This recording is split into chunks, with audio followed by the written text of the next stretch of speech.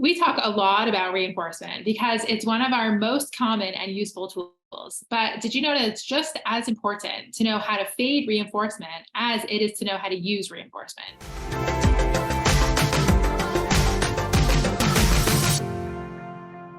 Hi, I'm Shira. And I'm Shayna. We're behavior analysts that create weekly content about how to teach children with autism so that they make real progress. And we create shareable resources to make your job just a little easier. Today's topic is all about fading reinforcement. And if you want more videos like this, make sure to subscribe and hit the notification bell to stay updated on new video releases. So I've been doing a lot of staff training lately, and one of the most common questions I get asked is about reinforcement.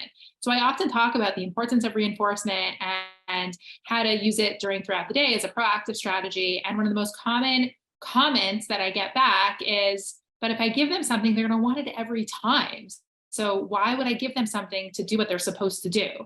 And my answer back is usually, well, how many of us still get M&Ms when we go to the bathroom? And usually like, oh, okay, like we use reinforcement to toilet train our kids. All of us had it at some point, but no one is still giving out M&Ms every time you go to the bathroom or stickers or whatever it was. But it was reinforcement that was needed at the time to master a certain skill.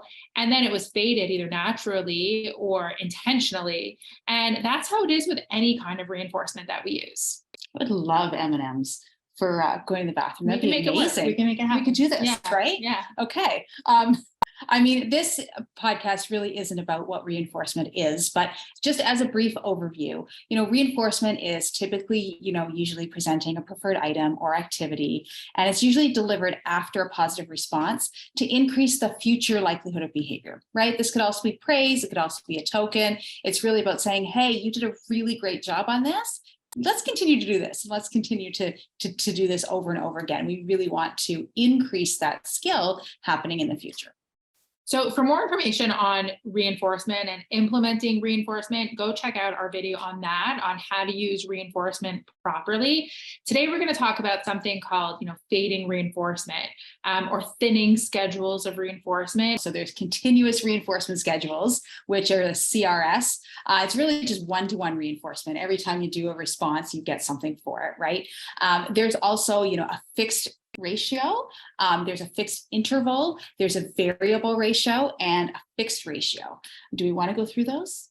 No, so those are regular things. No, we don't. In the technical terms, which basically mean different ways to give reinforcement quickly or slowly, or every response, every other response, time-based, response-based. There are different ways to describe how we give reinforcement and how to thin that schedule. So we're going to talk about it in less technical terms and more how that actually plays out. When you have a student who's on a reinforcement schedule, most students will start with what we call one-to-one reinforcement, meaning every response gets them access to reinforcement.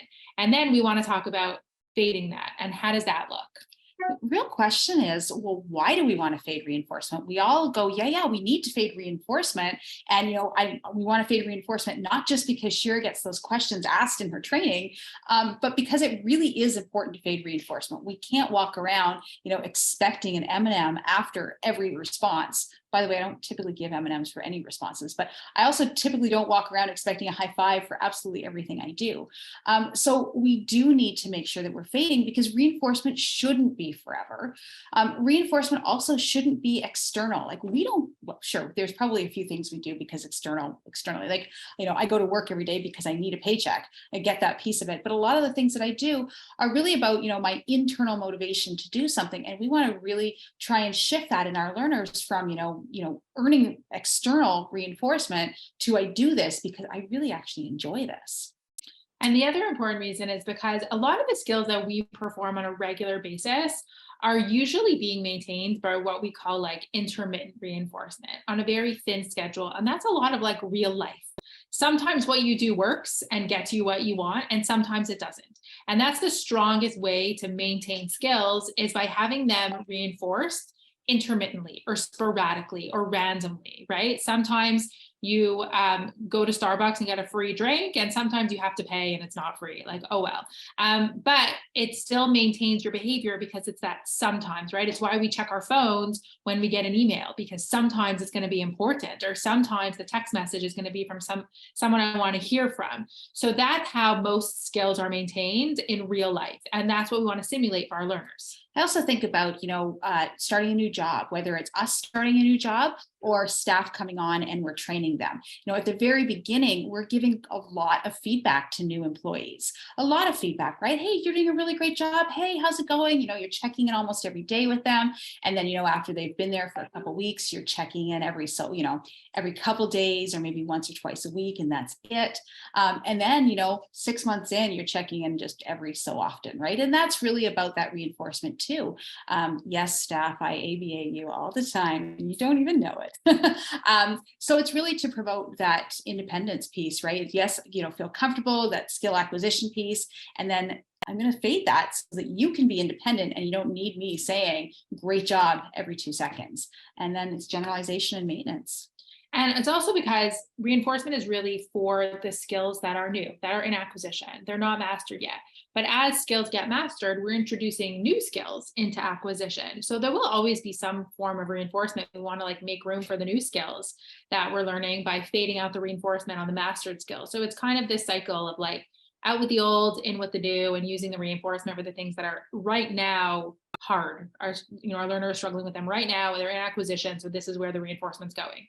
Sometimes with specific learners, I don't even need a formal plan to fade reinforcement. Like Shira said, it's just out with the old and in with the new. And you've got those skills. And now that I'm reinforcing another new skill that I want to teach, the old skills I'll use as, just intermittently throw them in to make sure that my learner is maintaining them. And I don't really need to give any reinforcement for those. And that's okay for learners. Other learners, it needs to be a little bit more systematic than that. And we need to have a plan, or sometimes even a written plan, or, goals of okay, this is how I'm going to do it. But just in general, Shira talked about the ratios of reinforcement, right? So going into from a 1-to-1 to, I'm going to reinforce maybe approximately every couple responses, or approximately every 3 or 4 responses, I'm going to start reinforcing instead of every 1-to-1 response. So it's really about just reducing the frequency of when you're offering that reinforcement. You can also reduce the magnitude of reinforcement, which means you can reduce how much reinforcement you're giving, right? So if it's praise, instead of going, wow, that was really amazing, great job, it can be just hey, that was amazing. Or sometimes, I'll be talking and we'll be doing something with a learner, and all I do is put out my fist for a fist pump. And that can be enough as I'm gradually fading out that reinforcement. I like to make it go from something being very predictable to something just being a little bit more random. So whatever the technical term is for that, it's just about you don't know. Sometimes it's going to be every response, sometimes it's every other, sometimes it's going to be oh wow, that's an amazing job, and sometimes it's going to be all right, let's move on.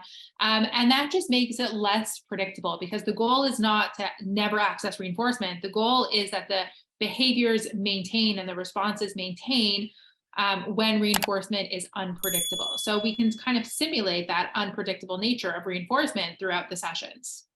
Sometimes you can just do this by gradually, increasing the requirement needed to earn reinforcement. And I think about that in some type of chaining procedure, for instance. So if I'm teaching a life skill of, say, I don't know, washing hands, you look at that chain, and, I used to reinforce for, every time, every step of the way. And now maybe I'm reinforcing, every second step, or, I'm making sure that the learner can go through the entire chain before there's reinforcement given.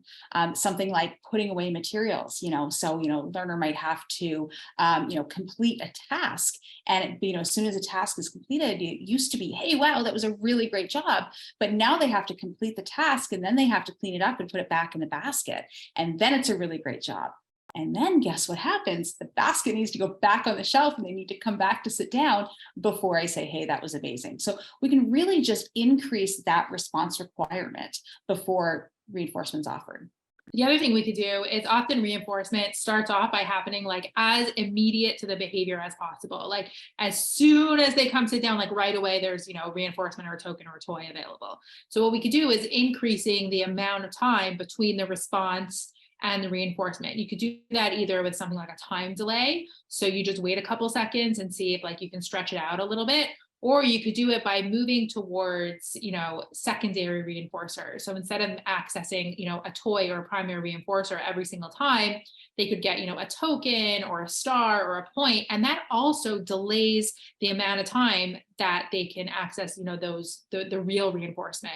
I mean, hopefully you pair the token or the point or the tally with reinforcement. So they are reinforcing. So technically they are still accessing reinforcement, but they're not, trading them in for another little while. So we might start students on a token system that their token board is finished every 10 minutes. And that's like a really quick pace of reinforcement.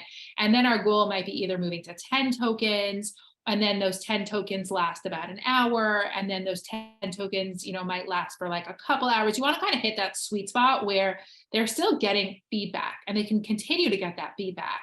And building up that, like Sheena said, the intrinsic motivation, like I'm doing this because I'm doing a good job. And I like to get the feedback from somebody letting me know that I'm done or that I'm doing what I'm supposed to be doing. So they can still get the feedback. But in terms of it accessing, some sort of reinforcement like a toy or an activity that they like or a break or something like that, we can kind of stretch that out through token systems, token boards, where they can get the feedback but not access that, primary reinforcer until a little bit later. Then going from token boards, once students have mastered a token board or understand that token board or a token board can last a few hours, then we could move to something like a behavior contract.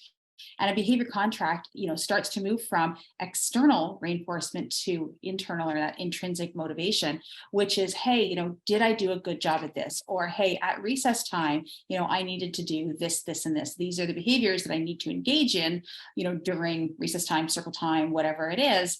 And, the teacher or somebody reviews that ahead of time.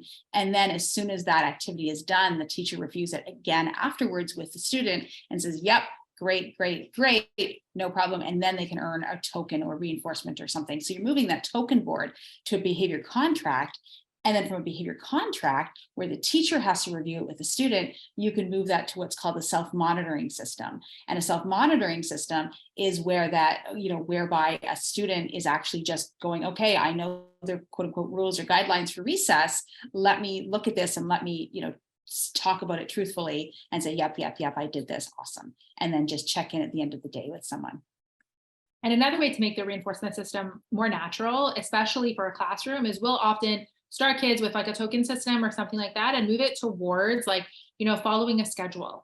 And that schedule can consist of preferred and less preferred activities. And that's kind of how they access reinforcement. So it's not about like finishing a token board and then, getting to play outside, but it's about, well, we finished, math. So we're going to go play outside. And then after we do that, we're going to do literacy. And then we're going to, have a music break. So it's more about following a certain schedule that accesses some sort of like a break or reinforcement. And that's actually really natural to what a lot of us do in our regular schedule, right? Like we have our preferred activities kind of interspersed throughout our day so that we can like have our coffee break and like watch Netflix. And we know when those are happening and those kind of act as reinforcers of us doing the things that might be less preferred. I like what you said about natural consequences, or not even consequences, but just what's naturally reinforcing in the environment. And I think about a classroom situation, right? So if a student has done all their math that they need to do, but it's still, math period, then what happens? Sometimes I've seen in the classroom, the teacher says, great, well, you can go on to the next page. That's not reinforcing. But if the teacher says, hey, wow, that was amazing. You finished all of your math and we still have 10 minutes left, go play or go access, a preferred book or magazine or something, then that's what's motivating to a student. Oftentimes I'll look at someone's morning routine or nighttime routine, and I get comments from parents that I can't get my kid out the door in the morning. And I say, well, let's look at the morning routine. And it's not about adding tokens or some type of reinforcement system. All it is sometimes just moving around the activities so that instead of watching YouTube before breakfast, YouTube comes in after breakfast. Or instead of, eating breakfast right away, it's getting through everything and then eating breakfast and then accessing YouTube before they, wait for the bus. So those types of things. And sometimes you can just play around with that schedule. And remember not to fade it too quickly. Like Sometimes people think, wow, they're doing so great, so I'm just gonna like pile on the work or pile on the expectations.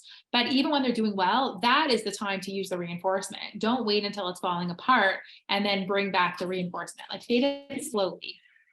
So when you're thinking about in the classroom situation, even talking to teachers about, check marks on a page or social praise and offering that can be great ways of fading out reinforcement. So every person is going to be different. And that process of fading reinforcement is going to depend on the individual and their progress. So you want to individualize that process of fading and be flexible. You may have to like go back and fade it a little bit and then bring it back depending on how they're doing. And that's where the data come in, right? So we can look at the data and know, are we fading it too quickly? Can they handle a little bit more? So it's important to really find that sweet spot of like, it's still acting as intermittent reinforcement, but they're not becoming too dependent on that one-to-one reinforcement. For more about reinforcement, check out our other videos as well in terms of how to use reinforcement properly. For more information on fading reinforcement, click the link in and around this video or in the description to claim your free reinforcement checklist. We also encourage you to subscribe to the channel so that you don't miss any future videos, and leave a like and comment below if you have further questions.